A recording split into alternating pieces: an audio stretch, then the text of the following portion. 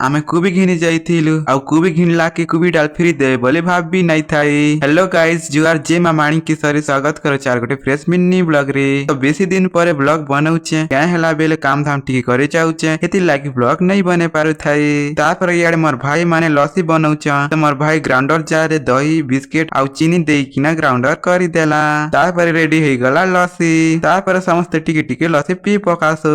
आउ याडे मोर छोट भाई लस्सी पिउथिसी आउ लस्सी तार उपरे टिके ढाली ही जाइसी। तापर मोर भाई मानकर संगे कुबी बगीचा के कुबी घिनबार लागी बाहरी जाइसु। आउ फाइनली कुबी बगीचा रे आसी गलु ना। आउ देखि पारुथिबे फूल कोबी केते सुंदर करी लगाइछन आउ फूल कोबी माने टिके छोट छोट हेइचे। आमे 20 टंका फूल कोबी घिनी पकासु आउ तार संगे डाल पूरा फ्री देउछन। तार पर कोबी घिनी किना घर के आमे आसबार लागी बाहरी आसु। आजी लागी एतकी आउ आजिर व्लॉग आपन मन के केनता लागला कमेंट रे टिके जणाइबे। आजिर व्लॉग भल लागिथिले लाइक फॉलो करबाटा नहीं भूलबे।